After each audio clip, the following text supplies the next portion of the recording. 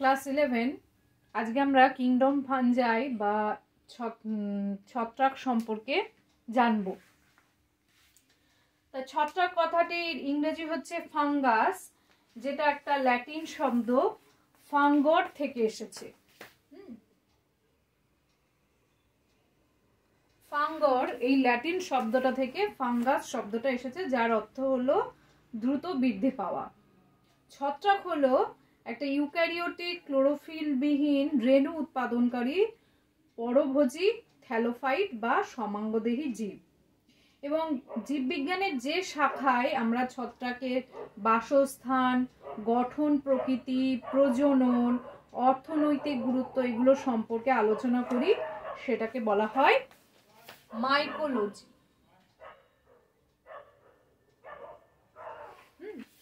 Mycology বলা হয়।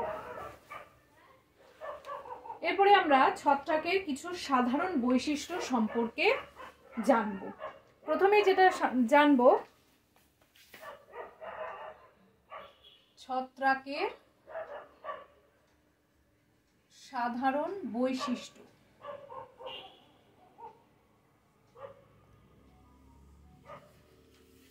তা প্রথমেই যেটা জানবো সেটা হচ্ছে কি না, বাসস্থান সম্পর্কে, অর্থাৎ ছত্রাক কোথায় কোথায় বাস করে।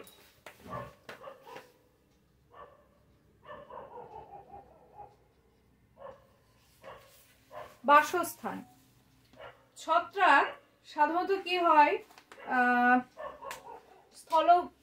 স্থলজীবী হয় আর কি, স্থলজ জীব, স্থলে বাস করে, তবে কিছু কিছু ক্ষেত্রে জলেও বাস করে। এবং ছত্রাক সাধারণত কি হয়, মৃতজীবী হয়, অর্থাৎ পচনশীল জৈব পদার্থের উপর জন্মায়। যেমন হচ্ছে মৃতজীবী ছত্রাক, যেমন হচ্ছে মিউকর। মিউকর হচ্ছে এক ধরনের মৃতজীবী ছত্রাক, এরা পচনশীল জৈব পদার্থের উপর জন্মায়। আবার কিছু নিম্ন শ্রেণীর ছত্রাক আছে যারা হচ্ছে জলজ প্রকৃতির, জলজ ছত্রাক, যেমন হচ্ছে স্যাপ্রোলেগনিয়া।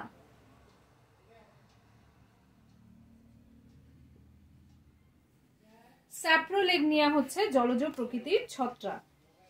আবার ছত্রাকের অনেক প্রজাতি আছে যারা পরজীবী রূপে উদ্ভিদ বা প্রাণীদেহে বসবাস করে এবং নানা ধরনের রোগ সৃষ্টি করে। যেমন হচ্ছে পাক্সিনিয়া গ্রামিনিস।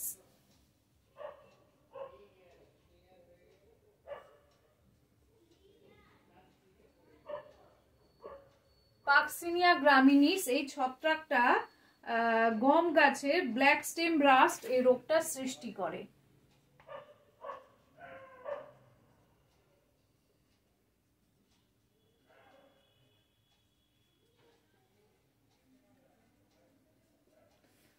গম গাছে ব্ল্যাক স্টেম রাস্ট এই রোগটা সৃষ্টি করে। কোনটা না, পাক্সিনিয়া গ্রামিনিস।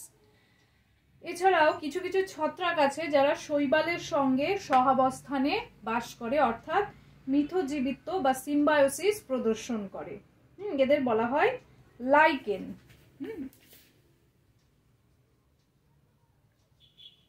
লাইকেন যেমন হচ্ছে উসনিয়া, এটা হচ্ছে লাইকেন। তাহলে কি, শৈবালের সঙ্গে যখন কোনো ছত্রাক সহাবস্থান করে বা মিথজীবিত্বটা দেখায় বা সিম্বায়োসিস দেখায়, তখন তাদের বলা হয় লাইকেন, যেমন হচ্ছে উসনিয়া। আবার অনেক সময় কি হয়, বিভিন্ন উন্নত শ্রেণীর উদ্ভিদ মূলে ছত্রাক মিথজীবী রূপে সহাবস্থান করে, যাকে বলা হয় কি মাইকোরাইজা।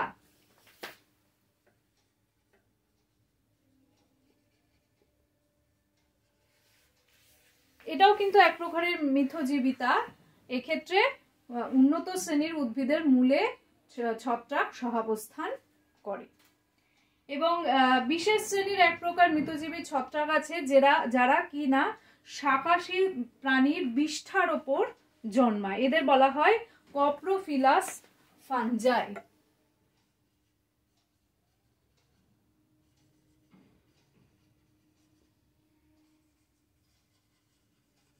যেমন হচ্ছে অ্যাসকোবোলাস। এরা হচ্ছে কি শাকাশী প্রাণীর বিষ্ঠার উপর জন্মায়, এদের বলা হয় কপ্রোফিলাস ফাঞ্জাই, যেমন হচ্ছে অ্যাসকোবোলাস। তাহলে আমরা ছত্রাকের বাসস্থান সম্পর্কে জানলাম। এরপরে ছত্রাকের থ্যালাস সম্পর্কে আমরা জানব।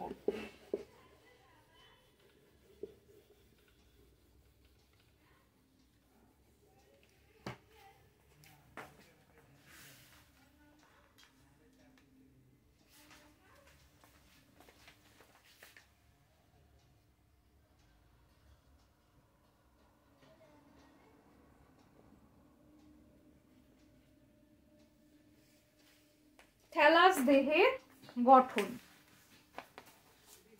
ছত্রাক এককোষী হয়। নিম্ন শ্রেণীর কিছু ছত্রাক তারা হচ্ছে এককোষী প্রকৃতির হয়। এককোষী ছত্রাক কোনগুলো? না ইস্ট, স্যাকারোমাইসিস। স্যাকারোমাইসিস হচ্ছে ইস্ট। আবার কিছু ছত্রাক হয় যারা হচ্ছে সূত্রাকার। সূত্রাকার বা ফিলামেন্টাস। সাধারণত অধিকাংশ ছত্রাকের দেহই অসংখ্য শাখান্বিত লম্বা সুতোর মতো কোষ দিয়ে গঠিত, যাদের বলা হয় অনুসূত্র বা হাইফা।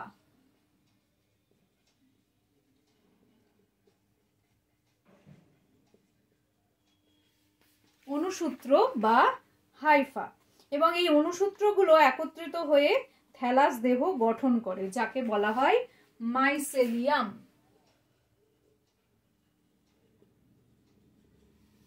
অনুসূত্র বা হাইফাগুলো একত্রিত হয়ে যে থ্যালাস দেহ গঠন করে তাকে বলা হয় মাইসেলিয়াম।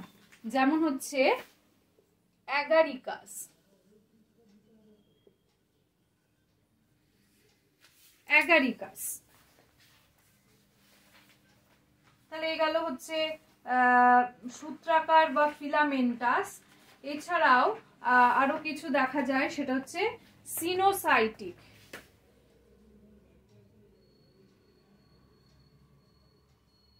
সিনোসাইটিক বা যেটা সাধারণত জাইগোমাইসিটিস শ্রেণীর ছত্রাকের ক্ষেত্রে দেখা যায়, এবং এদের ক্ষেত্রে কি হয় না হাইফি গুলো বহু নিউক্লিয়াস যুক্ত এবং প্রস্থ প্রাচীর বিহীন।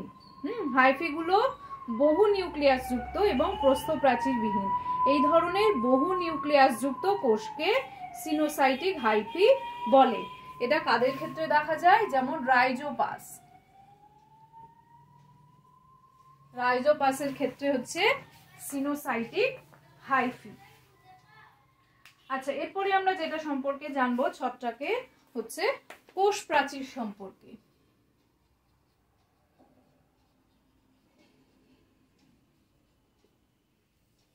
কোষ প্রাচীর।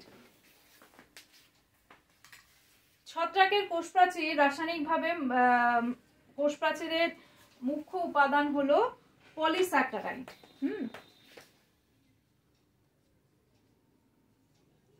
পলিস্যাকারাইড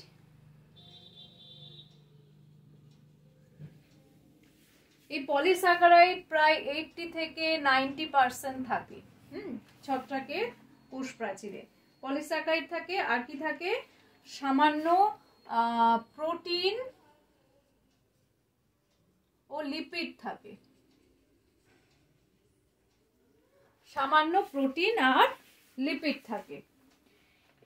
সাধারণত প্রধান পলিস্যাকারাইড ছত্রাকের কোষ প্রাচীরে যেটা থাকে সেটা হচ্ছে কি কাইটিন। কাইটিন নামক পলিস্যাকারাইড থাকে। এছাড়াও ম্যানান, গ্লুকান এই ধরনের পলিস্যাকারাইড গুলো থাকে, এবং সীমিত সংখ্যক কিছু প্রজাতিতে সেলুলোজ দেখা যায়। সেই যে সেলুলোজটা থাকে সেটাকে বলা হয় ছত্রাক সেলুলোজ। আচ্ছা, এরপরে আমরা ছত্রাকের পুষ্টি সম্পর্কে জানবো।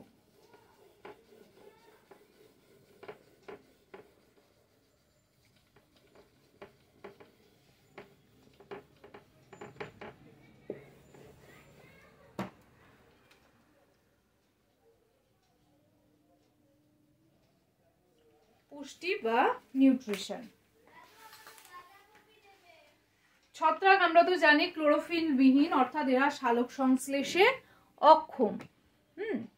তা ক্লোরোফিল বিহীন হওয়ায় ছত্রাক সর্বদাই পরভোজী প্রকৃতির হয় এবং বিভিন্ন পুষ্টি পদ্ধতি এদের ক্ষেত্রে দেখা যায়, যেমন হচ্ছে মৃতজীবী বা স্যাপ্রোফাইট।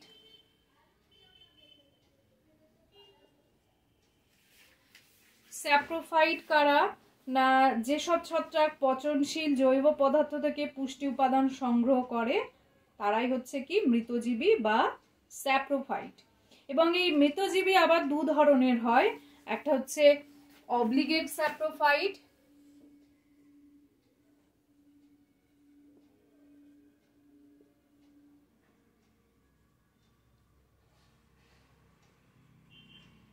আর একটা হচ্ছে ফ্যাকাল্টেটিভ স্যাপ্রোফাইট।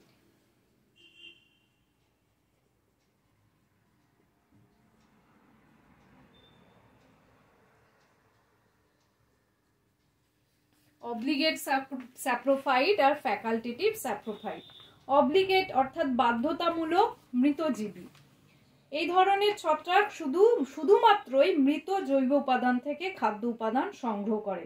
এদের জীবনচক্রে কখনো কোথাও পরজীবী তা লক্ষ্য করা যায় না। যেমন হচ্ছে কি না রাইজোপাস। রাইজোপাস হচ্ছে অব্লিগেট স্যাপ্রোফাইট বা বাধ্যতামূলক মৃতজীবী।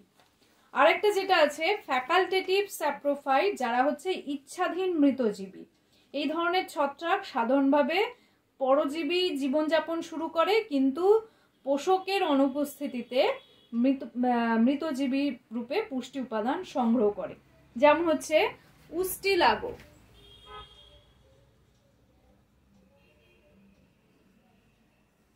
এরা হচ্ছে ফ্যাকাল্টেটিভ স্যাপ্রোফাইট বা ইচ্ছাধীন মৃতজীবী। তারপর আসছে প্যারাসাইট।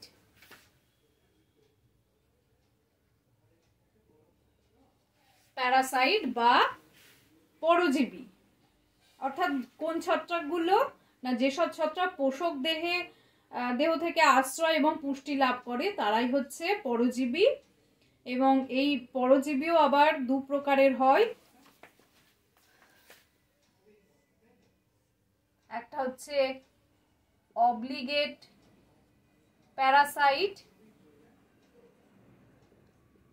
আর একটা হচ্ছে ফ্যাকাল্টেটিভ প্যারাসাইট। অব্লিগেট প্যারাসাইট অর্থাৎ বাধ্যতামূলক পরজীবী। এই ধরনের ছত্রাকেরা পুষ্টির জন্য সম্পূর্ণভাবে পোষক দেহের উপর নির্ভরশীল। যেমন হচ্ছে পাকসিনিয়া। পাকসিনিয়া এরা হচ্ছে অব্লিগেট প্যারাসাইট। আরেকটা যেটা ফ্যাকাল্টেটিভ প্যারাসাইট অর্থাৎ ইচ্ছাধীন পরজীবী। এই ধরনের ছত্রাক কি করে না, জীবনচক্রের প্রথম পর্যায়টি মৃতজীবী রূপে শুরু করে, কিন্তু পরবর্তী পর্যায়ে পোষকের দেহে প্রবেশ করে পরজীবী জীবনযাপন করে। যেমন পিস্টালোসিয়া।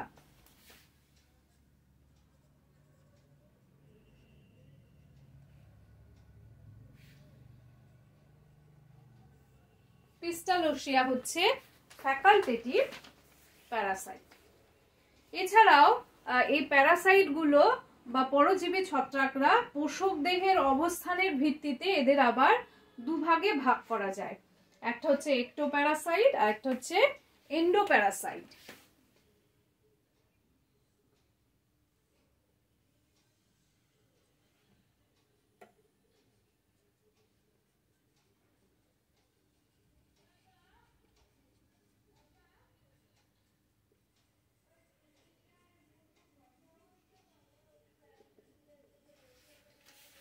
পোষক দেহের অবস্থানের ভিত্তিতে তাহলে প্যারাসাইট বা পরজীবীদের দুভাগে ভাগ করা হয়, একটা হচ্ছে একটোপ্যারাসাইট আর একটা হচ্ছে এন্ডোপ্যারাসাইট। তা প্রথমেই আসছে একটোপ্যারাসাইট বা বহিঃপরজীবী। বহিঃপরজীবী এই ধরনের পরজীবীরা কি করে না, পোষক দেহের অভ্যন্তরে প্রবেশ করে না, শুধু পোষকের বহির্গাত্রে সংলগ্ন হয়ে পুষ্টি উপাদান শোষণ করে। যেমন এরিসাইফি।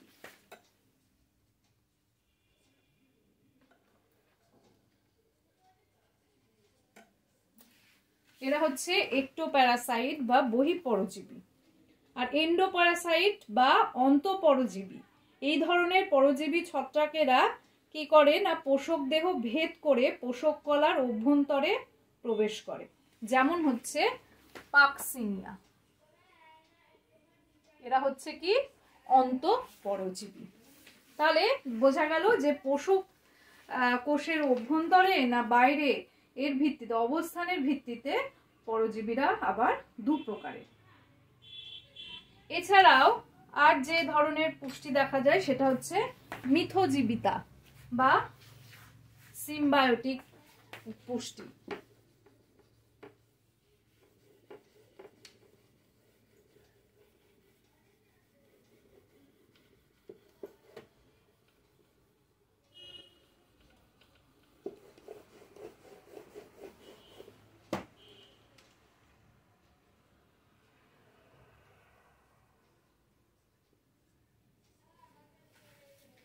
সিম্বায়োটিক পুষ্টি পদ্ধতি বা মিথজীবী, এক্ষেত্রে কি হয়, ছত্রাকরা যখন অন্য কোনো ধরনের উদ্ভিদ দেহের সঙ্গে ঘন সন্নিবিষ্ট হয়ে সহাবস্থান করে এবং এই দেহ সংগঠনের ফলে ছত্রাক এবং অপর উদ্ভিদ কোষটি উভয়ই উপকৃত হয়, কেউ কারোর অপকার করে না, উভয়ই উপকৃত হয়, তখন সেই বিশেষ পুষ্টি পদ্ধতি হচ্ছে মিথজীবী পুষ্টি পদ্ধতি। এবং এটাও দু প্রকারের হয়, এক হচ্ছে লাইকেন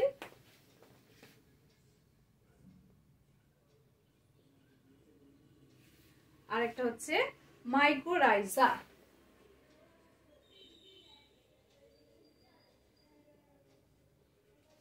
এই দু প্রকারের হয়।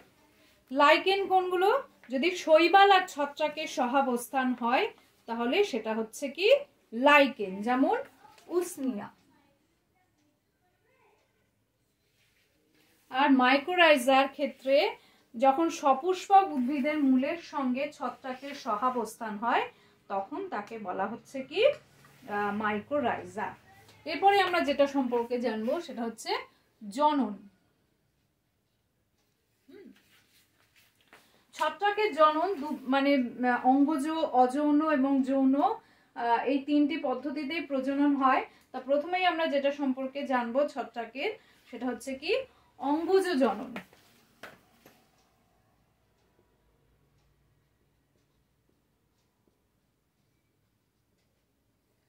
অঙ্গজ জনন বিভিন্ন পদ্ধতিতে হয়ে থাকে। প্রথমেই যেটা জানবো সেটা হচ্ছে কি খণ্ডীভবন।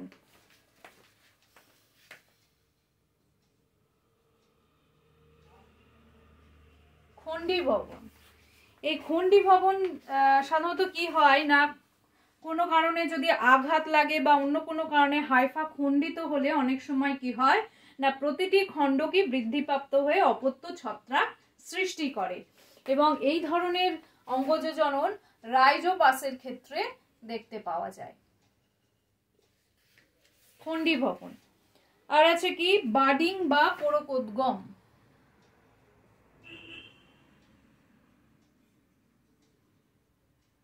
বাডিং বা কোরকোদ্গম এটা ইস্টের ক্ষেত্রে দেখতে পাওয়া যায়। ইস্টের ক্ষেত্রে বাডিং বা কোরকোদ্গম দেখতে পাওয়া যায়। ইস্ট হচ্ছে এক প্রকারের এককোষী ছত্রাক। এদের কি হয় মাতৃকোষের একটি অংশ স্ফীত হয়ে ওঠে। এরকম মাতৃকোষের একটি অংশ স্ফীত হয়ে ওঠে এবং স্ফীত হয়ে কোরক সৃষ্টি করে এবং কোষের নিউক্লিয়াসটা প্রথমে বিভাজিত হওয়ার পর একটি নিউক্লিয়াস এবং কিছুটা সাইটোপ্লাজম কোরক কোষে প্রবেশ করে। নিউক্লিয়াসটা বিভাজিত হয়, বিভাজিত হয়ে কোরক কোষে একটি নিউক্লিয়াস এবং কিছুটা সাইটোপ্লাজম প্রবেশ করে এবং পরবর্তী পর্যায়ে কোরক আর মাতৃকোষের সংযোগস্থলটা কি হয় সংকুচিত হয়ে যায় এবং কোরকটির সঙ্গে মাতৃকোষের সংযোগ বিচ্ছিন্ন হয়।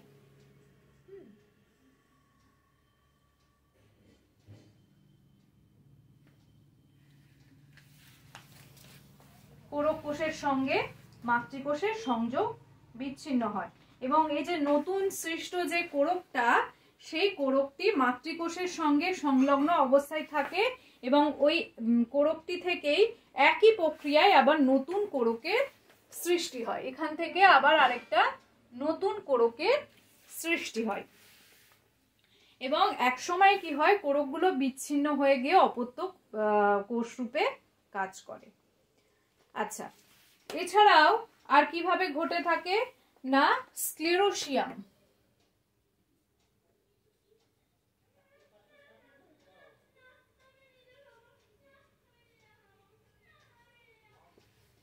স্ক্লেরোসিয়াম যখন কোনো ছদ্ম প্যারেনকাইমা দিয়ে গঠিত স্থূল প্রাচীর বিশিষ্ট স্ক্লেরোসিয়ামের মাইসেলিয়াম প্রতিকূল পরিবেশে দীর্ঘদিন সুপ্ত অবস্থায় থাকে এবং অনুকূল পরিবেশে কোষ প্রাচীর বিদীর্ণ হয়ে ভিতরের হাইপি অপত্য মাইসেলিয়াম সৃষ্টি করে। স্ক্লেরোসিয়াম অনেকটা দেখতে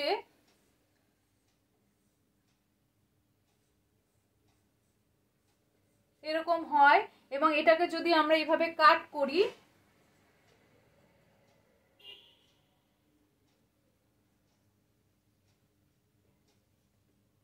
তাহলে এই ভিতরে এরকম মাইসেলিয়াম থাকে।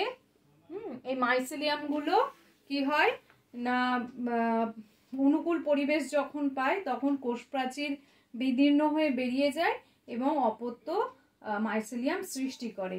এই স্ক্লেরোসিয়াম পদ্ধতিতে কোন কোন ছত্রাকের হয় না, যেমন ক্লাভিসেপস,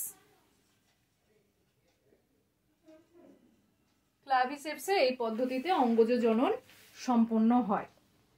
আর আছে কি রাইজোমর্ফ।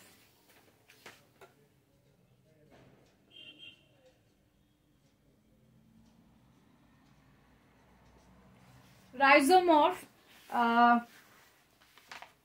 এক্ষেত্রে সাধারণত কি হয় না, অনুসূত্রগুলো পরস্পরের সঙ্গে দড়ির মতো জট পাকিয়ে উদ্ভিদের মূলের মতো আকৃতি বিশিষ্ট কঠিন অঙ্গের সৃষ্টি করে এবং অনুকূল পরিবেশে ভিতরের অনুসূত্রগুলো দ্রুত বিভাজিত হয়ে অসংখ্য ছত্রাক সৃষ্টি করে। এটা সাধারণত দেখা যায় আর্মিলেরিয়াতে।